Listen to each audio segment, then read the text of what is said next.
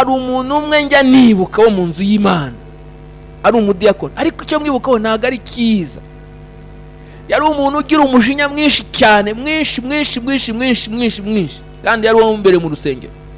Bavuga nk'ikintu adashaka akaba yahaguruka n'ibintu byose afite mu ntoki akabicagagura akajugunya nk'iriya. Nta kintu cy'ubugwa neza kiba muri we, nta kintu cyo guhinduka kigaragara muri we, uretse gusa ko ari uwo mu rusengero.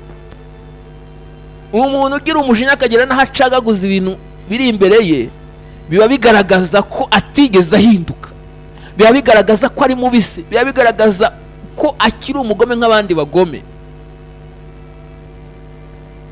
kugeza aho washwanyaguza n'ibintu kubera ko abantu bavuze ibyo udashaka. Kandi ubwo abantu bari mu nama, abantu barimo baraganira ibyo kubaka umurimo w'Imana, ariko umujinya.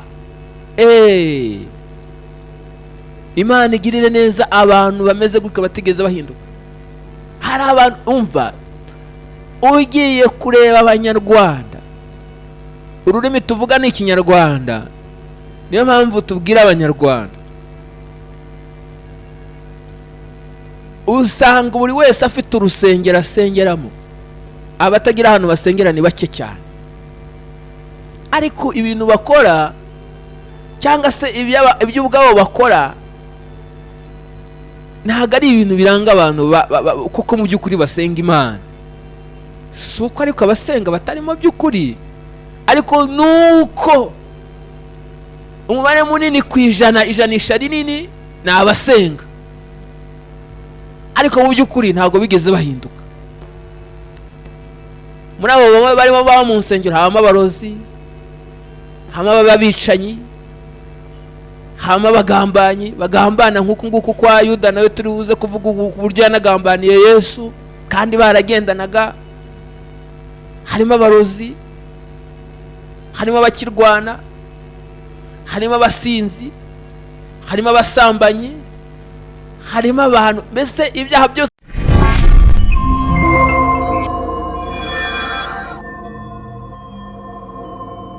Tugeze rero muri wa mwanya tugiye kuganira amagambo y'Imana, tukaba turi kuri cya gice cya kabiri cy'inyigisho ivuga ku bapagani bo mu rusengero.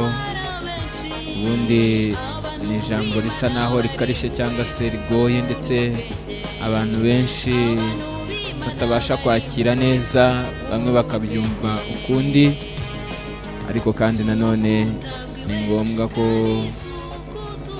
iyo hariho ukuri runaka kuba gukwiriye kuvuga, kugira ngo ibikwiriye gusenyuka bisenyuke, kandi n'ibikwiriye kubakwa bibashe kubakwa kandi byubakike, niba koko biba bikwiriye.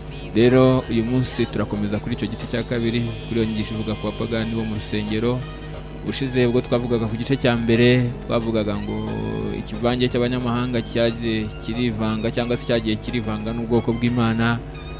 Abantu benshi bamwe bababajwe n'iryo jambo, ariko abandi nanone bashimishwa naryo cyangwa se banezezwa naryo. Bamwe bakabona ko bavugiye ibintu, abandi bakabona ko hari ababa batunga agatoki, ariko ibi byose twebwe tubikora tubibwirijwe n'umwuka w'Imana. Uyu munsi rero turi kuri icyo gice cya kabiri. Uyu munsi turava ku kivange cy'abanyamahanga tugere ku gice turi buvugeho abo twakwita cyangwa se abo twise ba Yuda. Ba Yuda ni bande? Ba Yuda ni bantu ki? Ubwo kandi turacyari mu nzu y'Imana cyangwa se turacyari mu rusengero, kuko turi ku mutwe w'amagambo uvuga ngo abapagani bo mu rusengero. Reka dusenga Imana kugira ngo dutangire gahunda yacu y'uno munsi. Data wa twese mwiza, Mana isumba byose kandi Mana ishobora byose, urakoze nanone ko tugeze muri uyu mwanya w'ijambo ryawe. Turagusaba kuza kubana natwe, kandi turagusaba kudufasha ndetse no gushyigikira ijambo ryawe, kugira ngo uhindure benshi kugukiranuka. Kandi Mwami mwiza, abantu bayoborwe n'ijambo ryawe kandi bemere gutwarwa naryo, kuko niryo ribasha kubahindura kandi ribasha kubaherekeza, ribabera impamba rizabatwara rikazabageza iwawe. Ubane natwe rero mwitangira, kandi urinde usozanya natwe, kandi bikwiriye byose Mwami ari byo bibaho, ijambo ryawe risohoze icyo waritumye kuri uyu munsi, mu izina ry'umwami wacu Yesu Kristo. Nta jambo na rimwe Imana ivuga ngo rihere. Turi rero kuri cya gice cya kabiri cy'inyigisho ivuga abapagani bo mu rusengero. Uyu munsi wa none twaba tugiye gusoma Bibiliya, ijambo ry'Imana, mu bice 12, ubutumwa bwiza uko bwanditswe na Yohana. Turasoma umurongo wa 5 ndetse n'umurongo wa 6. Haranditse ngo, ni iki gitumye aya mavuta atagurwa idenariyo 300 ngo bazifashishe abakene?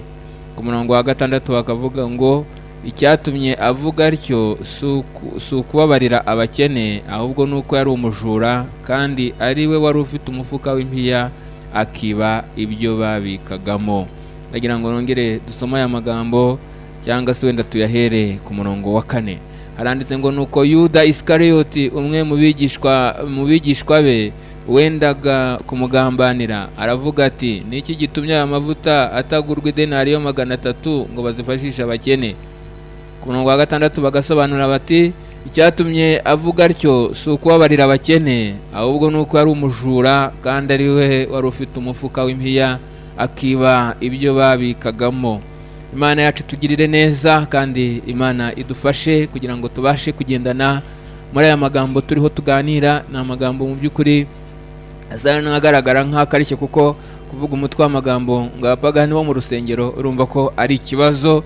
Ariko kandi ndagira ngo mumenye neza ko no mu rusengero hari abababayo kandi batari abapagani, kuko nitumara gusoma aya magambo neza, cyangwa se wenda tukibukiranya n'ibyo twavuze ubushize tuvuga ukuntu ikivange cy'abanyamahanga cyahagurukanye n'Abisiraheli mu gihe bajyaga mu gihugu cy'isezerano bajya i Kanani, hanyuma ngo ikivunge cy'amahanga kigahagurukana nabo, batari Abisiraheli nyakuri, ahubwo ni ikivunge cy'amahanga cyahagurukanye nabo kirabakurikira, cyishakira kumigisha abanyamasezerano nabo bari bafite, cyishakira izindi nyungu zindi, ariko mu by'ukuri ubwabo batari mu mwanya bakagombye kubamo, kuko bari abanyamahanga. No kuvuga ngo ni abanyamahanga baje bayivanga mu Bisiraheli, kandi Abisiraheli bari ubwoko bw'Imana bwatoranijwe, bwahamagawe kugira ngo bugirirwe byiza kandi buhabwe igihugu cy'isezerano. Rero barahagurutse, n'icyo kivange cy'abanyamahanga nacyo kibahagurukamo, kandi nababwiye ko cyagiye kibakururira akaga kenshi, kuko cyagiye kibatera kwifuza, cyagiye kibongoza mu buryo bwinshi, cyagiye kibabera ikigusha. Iki kivange kijya gitera abantu kugwa cyangwa se kikabasubiza inyuma, ndetse rimwe na rimwe kikabazinuza inzu y'Imana cyangwa se mu rusengero, kuko kenshi na kenshi iyo umuntu agikizwa cyangwa se iyo umuntu agihaguruka mu by'Imana, atekereza ko abantu bose bo mu rusengero bose ari abera, bose bajya mu ijuru. Iyo ugikizwa, iyo ugihaguruka, umuntu ajya agira ngo abantu bose asanze bose ni abantu bajya mu ijuru, bose ni abantu b'Imana. Ndetse bamwe kubera kutamenya ibyo bintu, bamwe iyo bababereye ibigusha, abangaba bagitangira bajya basubira inyuma, kubera ko bababonyeho ibyo batabatekerezagaho. Ariko ndagira ngo uyu munsi wa none wahaguruka ejo, cyangwa se ukaba warahagurutse ariko nanone ukaba ukireba ku bantu, ndagira ngo nkubwire ngo igihe cyo kureba ku bantu cyararangiye, ahubwo wowe reba ku Uwiteka Imana iguhamagara, urebe ku Mwami Yesu wagupfiriye, kuko nujya kureba ku bana b'abantu nta hantu namwe uzagera. Fata agakiza ugakomeze, kuko nudafata agakiza ngo ugakomeze, abantu bo bashobora kukubera ibigusha. Nta nubwo ari aboroheje gusa cyangwa se bagenzi bawe boroheje, no mu bakomeye nabo ubona imbere, rimwe na rimwe bashobora kukubera ikigusha. Ariko uyu munsi ndakubwira aya magambo kugira ngo ahari wowe, niba uri mu babwirwa bakwiriye guhinduka, uhinduke. Kandi nanone niba nanone hari umutego ugutezwe uturutse kuri abo ngabo warebaho, uyu munsi none ntwongere kubarebaho, bitaza kugusubiza inyuma cyangwa se bitaza kukubera ibigusha. Twavuze rero ku kivange cy'amahanga ubushize, uyu munsi wa none twageze kuri ba Yuda. Niba uyu munsi wa none tuvuga ibya Yuda wabanye na Yesu, akagendana na Yesu, akaba mu bigishwa 12, uyu munsi wa none nituvuga abapagani bo mu rusengero nturakare, kuko niba umuntu yaragendanye na Yesu ariko mu by'ukuri akaba atari yarakijijwe kandi ari kumwe na Yesu imbona nkubone, twebwe turamwizera kandi tumwizera tutaramubonye. ariko uyu we yabanaga nawe akagendana nawe. Uyu munsi rero nituvuga abapagani bo mu rusengero ushize hari abo twayivuza aho kugira ngo bumve icyo Imana ishaka kuvuga, bararakara ndetse bavuga n'amagambo mabi atari meza, ariko Imana ibababarire. Kandi aho kugira ngo abantu bihane, ahubwo babaza ibibazo byinshi. Kandi umunsi Imana yampagaye amagambo, Imana yarambwiye ngo abantu bazakubaza ibibazo byinshi, kandi niko byagenze. Abantu aho kugira ngo bihane babajije ibibazo byinshi, ukumva barabaza n'ibiterekeranye n'ibyo twanavuze. Rero iki ni igihe cyo kugira ngo ijambo ry'Imana rigiye kumvwa gusa, ahubwo rishyirwe no mu bikorwa.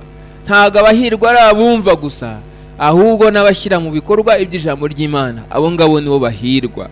Rero ahubwo ukwiriye kureba niba wowe hari aho ukomangwa cyangwa se hari aho ijambo ry'Imana rikwereka, ukwiriye guca bugufi ukamenya iki ijambo ry'Imana rikubwira. Kandi niba wumva ijambo ritakureba, tuza, hari abo rireba, hari abo rireba. Ntago ijambo ry'Imana ryose rivugwa ntago rireba umuntu wese, ahubwo hari igihe dushobora kuvuga ibyuzi, hari igihe dushobora kuvuga ibitakureba, ariko jya umenya ko abantu bose batari wowe.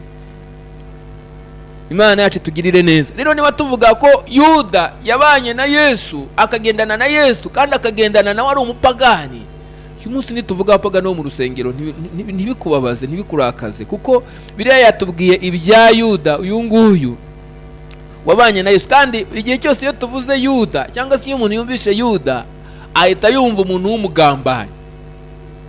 Abantu nibakwita Yuda cyangwa se bakavuga ngo kanaka burya ni Yuda, akenshi na kenshi ahantu haberekeje ku kintu kijyanye n'ubugambanyi. Rero Yuda nicyo kintu kimuranga, cyangwa se cyamuranze, cyangwa se azwiho ni ubugambanyi, kuko ariwe wagambaniye Yesu. Ikindi cya kabiri kimuzwiho ni ubujura, kuko ari umujura yagendanaga uruhago rw'amafaranga cyangwa se rw'impiya, agendana na Yesu, cyangwa agendana muri groupe ya Yesu, yari yobowe na Yesu, niwe wari umubitsi wabo. Kandi bitwereka neza ko nubwo ari umubitsi wabo, yari umujura. Hajya haba ababitsi b'abajura babika ariko bakiba, bakazajya bareba ukuntu babigenza kugira ngo bibe. Uyu munsi rero ndashaka kubabwira tuvuga ku gice kivuga abapagani bo mu rusengero, tuvuge kuri cya kivange cy'amahanga, ahubwo tuvuge kuri abayuda. Aya magambo twasomye mu butumwa bwiza uko bwanditswe na Yohana ibice 12, ari umuntu w'umudamu, noneho ngo we yaragiye yenda igice cy'indatira y'amavuta, n'uwitwaga Mariya, ngo yari yakozwe mu gati kitwa narada, agati kahumuraga neza cyane. Noneho afata amavuta ngo aragenda yasiga Yesu ku birenge, arangije ahanaguza umusatsi we. Nuko noneho ngo impumuro yose nyine ikwira aho hose. Ngo ariko Yuda Iskariyoti biravuga ngo wa wundi ngo wendaga kumugambanira, ngo ayibonye ngo yawe arababara cyane, cyangwa se ayibabaza cyane. Uyu munsi nituvuga Yuda, mwumve n'abantu bishushanya, abantu bishushanya cyane, bashaka bavuga ibintu bitabarimo. Kuko we yaravuze ngo ngo bikoko ni iki gitumye ngo aya mavuta ko rwose atagurishwa, ngo agurwe denari ya 300 kugira ngo zifashishwe abakene. Urumva, hariho nababwiye ubushize ngo hari abantu bagira amadisikuru meza, bazi kuvuga cyane, ushobora guha ijambo bakavuga pe, abandi bose bagaceceka, ariko ugasanga ibyabona amagambo gusa. Rero Yuda nawe ahangaha yerekanye ko ababariye abakene, aravuga ati koko aya mavuta koko ubu ntapfuye ubusa, aya mavuta y'igiciro kingana gutya, aya mavuta ntabwo yakagombye kugurishwa, ariko none yamara kugurishwa amafaranga avuyemo agafashishwa abakene koko. Abantu benshi bajya bavuga ibintu bitabarimo, amagambo yabo ntahure n'ibikorwa byabo. Ni ukuvuga ngo imvugo ye yari itandukanye n'ingiro ye. Abo rero niho turimo tuvuga abapagani bo mu rusengero bagira imvugo ihabanye n'ibyo bakora. Ushize nababwiye ngo hari icyo barusha abandi bapagani, nuko baba mu rusengero gusa, ariko ubundi ubuzima bwabo n'imibereho yabo ni ubupagani.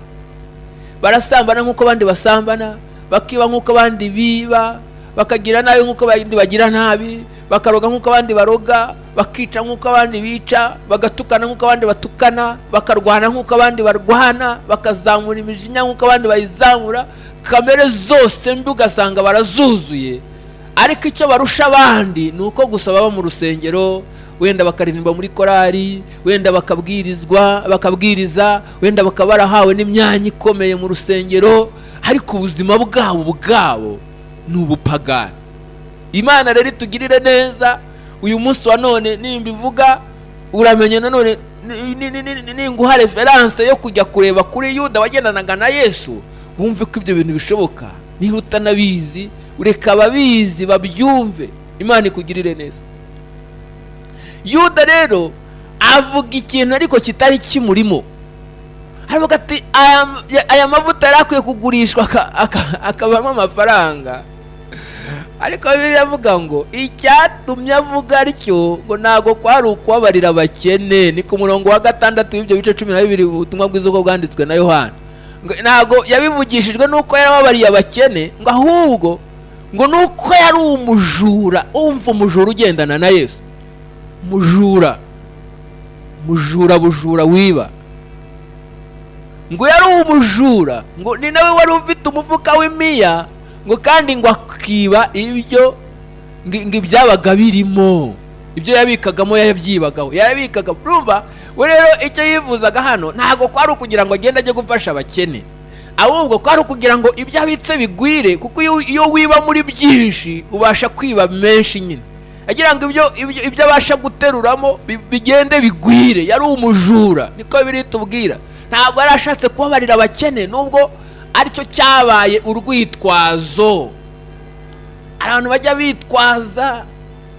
bitwaza gufasha imfubyi n'urugero, abandi bakifasha gufasha abapfakazi, abandi bakitwaza gufasha ahantu runaka, ariko mu by'ukuri atari urukundo babafitiye, ahubwo kugira ngo babone uko biba. Abajura biba mu byo bakagombye gucunga, biba mu byo bakagombye gufata neza, bagatangira raporo nziza, ariko mu by'ukuri boho kugira ngo bakore neza barizewe, bahabwa umurimo mwiza nk'uyu nguyu, ariko barangiza bakiba mu byo bashinzwe gucunga. Imana ibabarire mwese abaneze amatwi, mucunga ibintu ariko mukanabyibamo. Muri abajura mumeze nka Yuda. Rero Yuda ntago yari afite impuhwe abakene nk'uko yavugaga, nk'uko n'undi yavuga ngo ngamije gufasha abana, ariko mu by'ukuri ari ubujura, ngamije kwiyongerera ubutunzi no kwigwiriza ubutunzi. Yuda uyu nguyu ngo nubwo yagendanaga na Yesu, ariko akaba n'umubitsi, yagendaga yiba ku byo yari atunze. Rero yifuzaga ko byagwira kugira ngo akore muri bya bindi byinshi nawe abone ukuntu agwiza. Nabwiye ngo ikintu cyamuranze nuko yagendaga yiba. Ikindi kintu azwiho cyane nuko yagambaniye Yesu, yabaye umugambanyi. Si ubujura gusa, ahubwo yaragambanye.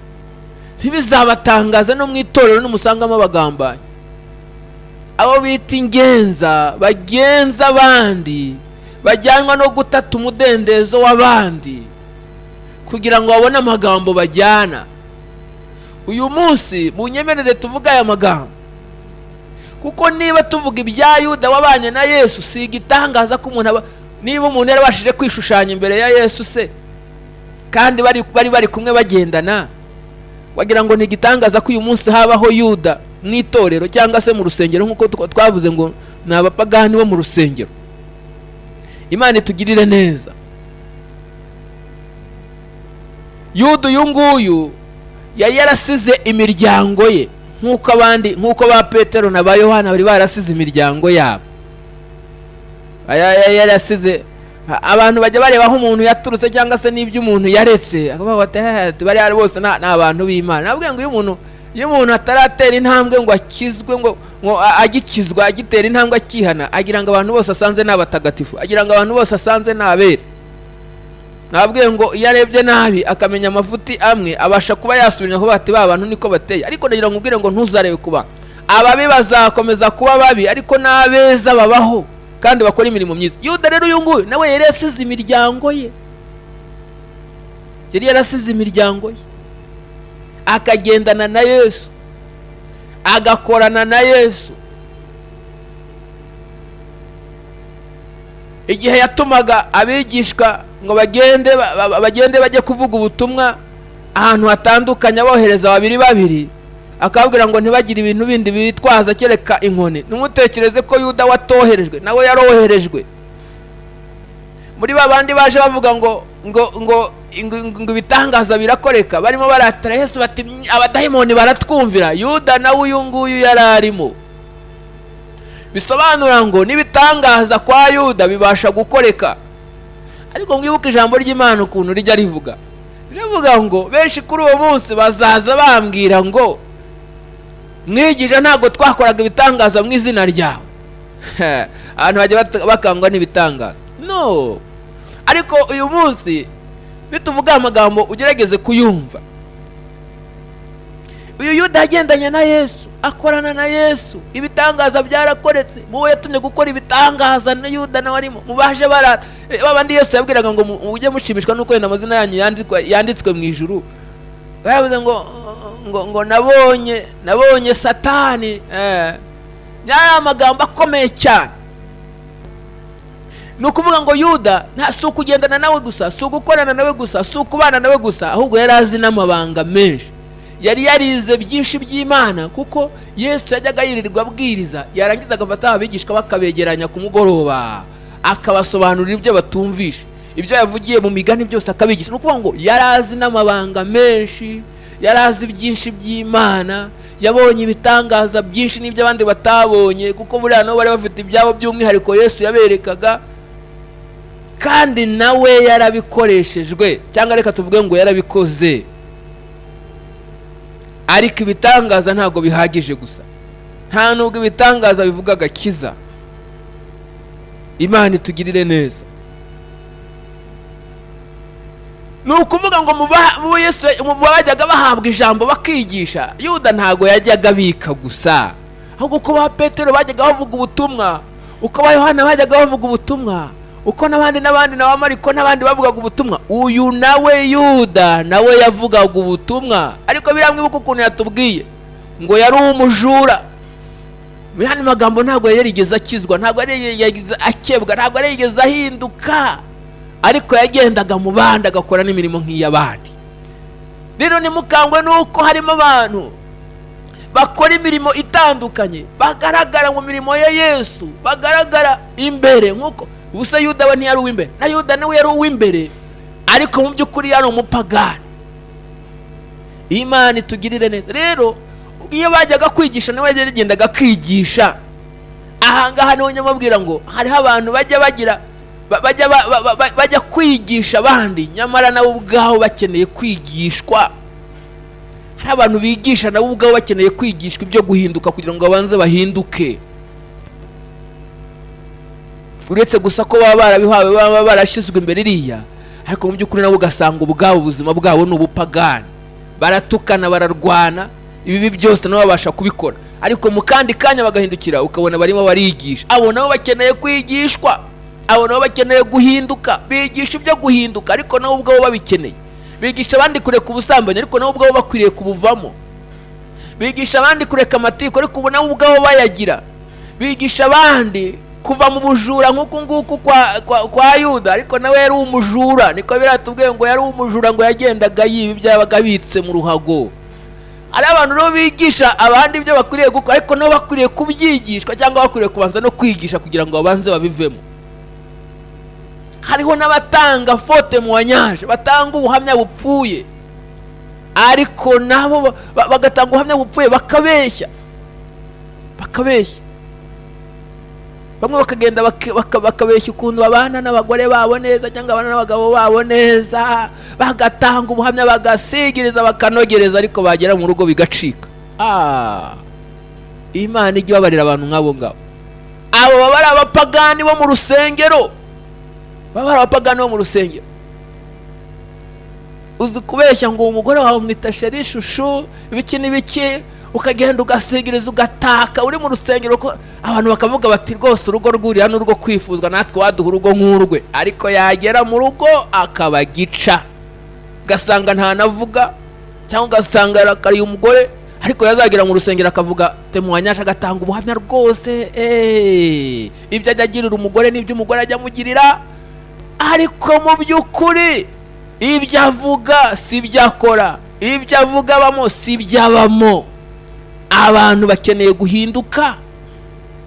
Mbere yo kwigisha abantu, umuntu aba akwiriye kubanza akigisha. Hari abakubita abagore babo kandi ari abantu bo mu rusengero, hari abantu bo mu rusengero, zikarara zishya, bugacya abantu bakagira ngo ni amahoro. Aba ni ba Yuda batigeze bahinduka, bagendana na Yesu ariko bakagendana n'abari abagome, bakagendana nabo bakiri babisi, abapagani babisi, bakavuga ibitabarimo, bakiyerekana uko batari, bakagaragaza inyuma heza, ariko mu by'ukuri imbere ari babi, ari amasega aryana. Babandi Pawulo yavuze ngo nzi ko nimara kuva aha ngaha abwira Abefeso, ngo nimara kuva aha ngaha ngo hazaduka abantu bakaza bakinjira bakabinjirana, ariko mu by'ukuri ari amasega aryana. Abo bantu nabo bari amasega aryana.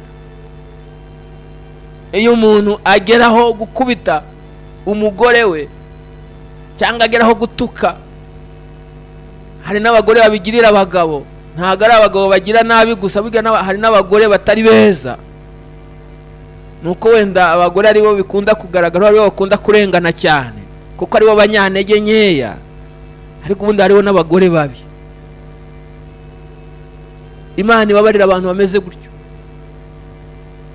Abapagani bo mu rusengero, uyu munsi wa none wumvise ijwi ry'Imana rikomanga mu mutima wawe, ukwiriye guca bugufi ukihana kugira ngo ibyo uvuga n'ibyo ukora bihwane. Ntukamere nkaho uvuga ngo murebe ibyo mvuga, mwumve ibyo mvuga ariko ntimurebe ibyo nkora. Oya. Ubutumwa bwiza ni pratique, ntago ari amagambo gusa. Ubwami bw'Imana buratwaranirwa, ntwarane zibugishamo imbaraga. Hari abantu baba batarigeze bahinduka rero, bagendana na Yesu ariko bameze nk'uyu nguyu Yuda utarigeze ahinduka, utarigeze ahindukira, utarigeze agira ikintu na kimwe amagambo ya Yesu amuhinduraho, cyangwa se n'ibitangaza abona bimuhinduraho. Abangaba bose abona ibitangaza, abangaba bose bumva ijambo ry'Imana ndetse babasha kumanukura ibyanditswe, ariko mu by'ukuri bameze nka Yuda, bitabakoraho, batarigeze bahinduka.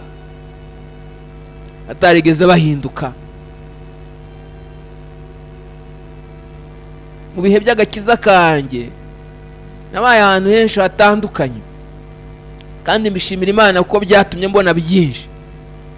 Ariko hari nk'ahantu iyo muye n'umuntu waho nigeze kuba, iyo mpitse mbibuka, hari umuntu umwe njya nibuka wo mu nzu y'Imana, ari umudiyakoni, ariko icyo mwibukaho ntabwo ari cyiza. Yari umuntu ugira umujinya mwinshi cyane, mwinshi, kandi yari uwo mbere mu rusengero. Bavuga nk'ikintu adashaka akaba yahaguruka n'ibintu byose afite mu ntoki akabicagagura, akajugunya nk'iriya. Nta kintu cy'ubugwaneza kiba muri we, nta kintu cyo guhinduka kigaragara muri we, uretse gusa ko ari uwo mu rusengero. Umuntu ugira umujinya akagira n'aho acagaguza ibintu biri imbere ye, biba bigaragaza ko atigeze ahinduka, biba bigaragaza ko ari mubisi, biba bigaragaza ko akiri umugome nk'abandi bagome, kugeza aho washwanyaguza n'ibintu kubera ko abantu bavuze ibyo udashaka. Kandi ubwo abantu bari mu nama, abantu barimo baraganira ibyo kubaka umurimo w'Imana, ariko umujinya. Imana igirire neza abantu bameze gutyo batigeze bahinduka. Hari abantu umva, ugiye kureba Abanyarwanda, ururimi tuvuga ni Ikinyarwanda, niyo mpamvu tubwira Abanyarwanda. Usanga buri wese afite urusengero asengeramo, abatagira ahantu basengera ni bake cyane, ariko ibintu bakora cyangwa se ibyo ubwabo bakora ntabwo ari ibintu biranga abantu kuko mu by'ukuri basenga Imana. si uko ariko abasenga batarimo by'ukuri, ariko nuko umubare munini ku ijanisha rinini ni abasenga, ariko mu by'ukuri ntabwo bigeze bahinduka. muri abo barimo baba mu nsengero habamo abarozi, habamo abicanyi, habamo abagambanyi bagambana nk'uku nguku kwa Yuda nawe turi buze kuvuga uburyo yanagambaniye Yesu kandi baragendanaga.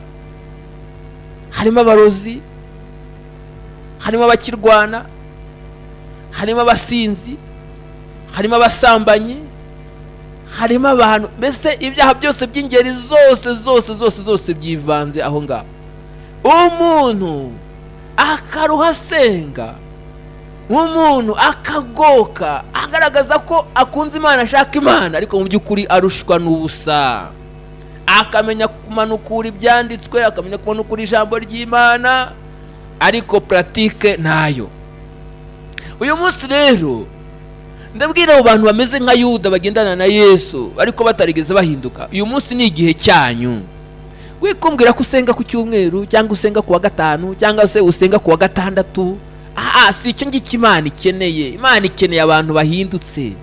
Wikumbwira ko ujya ubwiriza ubutumwa bwiza cyangwa ujya usenga iminsi 7 cyangwa se ujya usenga 40 cyangwa si ibyo Imana ikeneye bya mbere. Imana ikeneye ko abantu bahinduka, kuko gukora ibyo byose cyangwa kubahiriza iyo minsi yose cyangwa se ugakora iyo mirimo yose ariko ukayikora uri umusambanyi ntacyo bimaze, ntabwo bizakurokora, ntabwo bizakurokora. Ubwo Umwami Yesu azagaruka, nawe ushobora kuzaba muri ba bantu azabwira ngo benshi kuri uwo munsi azabwira ngo bazaza bavuga ngo bahanuraga mu izina rye bagakora ibitangaza mu izina rye.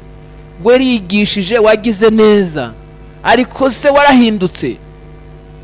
Abapagani bo mu rusengero niryo jambo turiho uyu munsi wa none, abantu bameze nka Yuda bagendana na Yesu, bavuga ibya Yesu ariko batigeze bahinduka. Imana itugirire neza. Ndagira ngo tugere mu mwanya wo gusenga Imana dusoze. Wenda iryo bari kuvuga uyu munsi wa none iryo rirahagije, tuzakomeza n'ikindi gihe, ariko ndagira ngo wisuzume urebe kutameze nka Yuda. Habaho nabitanga cyane, bakitanga mu mirimo y'amaboko, bagashaka kugaragara. Yuda nyine ubona Yuda yagerageza kwishushanya, akagerageza no kuvugira abakene, akagerageza no kugira gute. Hariho n'abantu bajya bitanga cyane no mu mirimo y'amaboko, ariko ubuzima bwabo gasanga ni ibyaha, gasanga wenda ntibakorwaho kubera ko batanga ibya 10 byinshi, batanga amaturo menshi mu rusengero. Amaturo menshi ntago ashobora kukurokora udakijijwe. Bya 10 byinshi ntago bishobora kukurokora udakijijwe, oya. Kandi nabo bagatinya, abayobozi bakabanatinya no kugukoraho. Kubera iki? Bagatinya kugukoraho kubera ko nyine ntago barabikuye amata mu kanwa, kubera ko cya 10 cyawe niba kuvugwa uragenda nacyo n'amaturo yawe ugenda. Ariko ngewe ndagusaba ikintu kimwe, amaturo yawe yatanga ni cya 10 cyawe ugitanga, ariko unakizwe, unahinduke. Sinkubwiye ngo ubijyane, tagira unyumva nabi, kuko mu nzu y'Imana hariho ibyangombwa bikwiriye kubamo, n'amaturo akwiriye kuzayo, n'ibya 10 bikwiriye kuzayo. Ariko rero wizana, ariko ngwino uhinduke, ukora ibintu uzagororerwa. Ntago amazina hagije kuba warabatijwe witwa kanaka, ntago bihagije kuba warabatijwe mu mazi menshi, ntago bihagije. Na Yuda yashakaga kugaragara neza, ariko muri wari mubi. Shaka no kwambara ibintu byiza bikugaragaza neza, ukagerekaho n'umusaraba cyangwa n'utundi tuntu twiza tugaragaza ko uri umuntu w'Imana. Ariko ibyo ngibyo bigaragarira abantu, ariko Imana yo suko nguko ireba iri mu mutima wawe. Kwerekera kose Yuda yaragaragaye ko azagambanira Yesu. Uyu Yuda niwe wagiye kugambanira Yesu, ajya kuvugana n'abatambyi, avugana n'abasirikare bakuru ngo ukuntu yamubagenzereza. Kandi yabanjira babaza ijambo aravuga ati se muzampa iki nimubagezaho? Yesu nimubageza. Ariko se ntibari baragenda nyine ari wo mu rusengero. Hariho abantu ba mu rusengero ariko ari n'abagambanyi, bagambanira itorero b'ingenza. Navuze ngo bajya batata umudendezo w'abana b'Imana. bajyanwa no kugira ngo bavaneyo amagambo bajya kuvuga, bajya kurega se. Hari abantu baba mu nsengero ariko badahirimbanira ubugingo, atari ubugingo bahirimbanira, ahubwo nk'uko Yuda nawe yari arafite ibindi ahirimbanira, yihirimbanira kugira ngo yigwizeho ubutunzi y'ibyo yibaga, nabo hariho baba barajyanwayo n'ibindi, ntibajyanwe no gushaka ubugingo, ahubwo hari ibindi bakurikiye. Rero ngo hariho n'abajya bajya gushaka inkumi nziza, abandi bakajya gushaka abasore beza. Ntago mu itorero ry'Imana ariho bajya gushakira abasore beza n'inkumi nziza, mu itorero bajya gushaka y'agakiza. Abantu bakaza gutyo bakabatizwa, bagahabwa amafishi bakandikwa, ariko bafite runaka bakurikiye. Abantu bakagira ngo abantu barakijijwe, abayobozi bakishima bati itorero ririmo rirakura, ariko se rikura ryahe ubwo ko ririmo rigwiza abapagani bo mu rusengero. Ugasanga abantu barimo bagwiza abapagani bo mu rusengero ariko batagwiza abakristo. Imana itugirire neza, mukagira ngo abantu barakijijwe, Imana ishimwe, yatwongereye abakizwa. Baje bakurikiye ibindi, batakurikiye Yesu by'ukuri. Ari abantu baba bameze nka ba Tobiya, ba Sanibalati na ba Geshemu. Ibuka ukuntu barwanije Nehemiya, baramurwanya cyane mu buryo bushoboka, ariko igihe kimwe hari umugabo waje gukora amakosa akomeye cyane, ngira ngo yari uwo mu batambyi cyangwa yari uwo mu Balewi. Ubwo Nehemiya yari atagihari, ngo baramufata, bafata umugabo witwa Tobiya. Tobiya muzi inkuru ze, muzi uburyo yarwanyije Nehemiya cyane n'uburyo yamuteye ubwoba n'ibyo yamukoreye byose. Ngo ariko rero ngo umugabo witwaga Eliyashibu, ngo yari umutambyi, yari yarashyiriweho kugira ngo ategeke ibyumba byo mu nzu y'Imana, nayo yari yarubatswe i Yerusalemu, yarasanwe. Ngo nuko nagenda ngo atunganiriza Tobiya icyumba kinini, ngaho kera bajyaga babika ibintu by'amaturo, ngo na kimwe mu 10, niko Bibiliya itubwira. Aragenda amutunganirizamo neza aho umuntu waho ngaho. Bibiliya itubwira ngo ubwo Nehemiya yagarukaga, ngo araza amenya icyaha uwo Eliyashibu yakoze. Noneho ngo biramubabaza cyane, ngo nicyo cyatumye ngo afata ibintu bya Tobiya ngo byose akabisohora akajugunya hanze, ngo ategeka yuko ibyumba byose babyeza. Kuki se yategetse ko icyumba bacyeza? Nuko cyari kirimo umuntu wanduye, nacyo cyari cyaranduye. Hari abantu bajya kuribata mu nzu y'Imana, baba mu nzu y'Imana ariko bakayibamo atari uko, abantu batekereza ko ari umugisha, ahubwo ari umuvumo bagenda bazanira abantu bari bata inzu y'Imana. Hari abantu bameze nk'aba ba Tobiya, bagenda bakihisha mu nzu y'Imana, bagahabwa ibyumba mu rusengero, bagahabwa umwanya mu rusengero, bagahabwa avantage nk'uko aba ba Tobiya bari. Ibya Tobiya ibyo ngibyo muzabisoma mu bice 13 by'igitabo cya Nehemiya ku murongo wa 4 kumanura hasi. Ariko muzabanze musome inkuru zibanza murebe ukuntu uyu Tobiya uvugwa ahangaha yabaye uwa mbere mu kurwanya no kugambanira Nehemiya n'umurimo yari yaraje gukora i Yerusalemu wo kubaka inkiki. Ni ukuvuga ngo bari urucantege, cyangwa yari urucantege hamwe na bagenzi be na ba Sanibalati, ariko kandi arangije dore ahawe icyumba hariya. Imana itugirire neza. Rero reka dusenga Imana kugira ngo Imana itugirire neza. Wowe ukwiriye nababwiye ngo kuganira amagambo nk'aya ngaya ni nk'umukoro wowe uhabwa, wowe uneze amatwi kugira ngo wisuzume, umenye ahantu uhagaze, umenye aho uri, umenye uwo uri we, umenye icyo uri cyo, umenye icyo uhirimbanira, urebe umwanya uhagazemo uwo ari wo, umenye niba koko intambwe zawe ari intambwe zikwiriye umuntu ujya mu rusengero, kandi ujya mu rusengero ukwiriye kujya mu ijuru, ukwiriye kuba ari umuntu w'Imana. Umenye niba no mu mirimo yose ukora cyangwa n'ibyo uvuga byose, urebe niba ibyo byo mu rusengero cyangwa no kugaragara mu rusengero ari nako n'ahandi hose ugaragara. Imana ikugirire neza. Kuko uyu Yuda twavuze uyu munsi wa none, muzi iherezo rye. Iherezo rye ryabaye kwiyahura, arimanika. Kubera iki? yarazi neza ubuhemu yakoze. Yaramaze kugambanira Yesu, abona Yesu baramukubise, abona Yesu bagiye kumusaraba, abona Yesu arapfuye, aravuga ati nta handi hanjye byandangiriyeho, nanjye sindi mwiza, sinabaye mwiza. Yarazi neza ubuhemu bwe ko kandi ko ubwo buhemu yakoze buzamurimbuza, ahitamo kwimanika. Avuga ati n'ubundi ntacyo ngikorera. Ubuse hariho abantu benshi bakora imirimo y'Imana ariko bazi ko bazarimbuka. Kubera iki? Bazi realite y'ubuzima babamo, ibyo babamo barabizi. Bararirimba ariko bakaba bazi ikindi kintu, bakigisha ariko bakaba bazi ikindi kintu, bakishushanya neza mu nzu y'Imana ariko bakaba nabwo bakaba bazi ko ari abantu barimbuka. Baba babizi neza ko ari abantu bazarimbuka, ariko bakavuga, ariko bakakora iyo mirimo yose. N'uyu rero yaravuze ati n'ubundi nta handi hanjye ni ukurimbuka. Aragenda arimanika. Yuda kubera ko yarazi neza ibibi yakoze cyangwa se ikibi yakoze. Ese none nawe ntiwaba uri muri ba bantu barangije kwiciraho iteka bazi ko bazarimbuka? Urumva kuba mu nzu y'Imana, kandi nituvuga ngo abantu ba mu nzu y'Imana, nituvuga iby'amadini atandukanye, tukavuga iby'abantu ba mu nzu y'Imana, nawe ujye wumva urusengero rw'iwanyu ariko ntukumve ko ari insengero z'ahandi. Mu rusengero rw'iwanyu, wenda n'ubwo iwanyu bavuga ko badakijijwe, ariko nawe birakureba. Ubu se iwanyu se si urusengero? None se kubera iki wari wamuzi kurimbuka?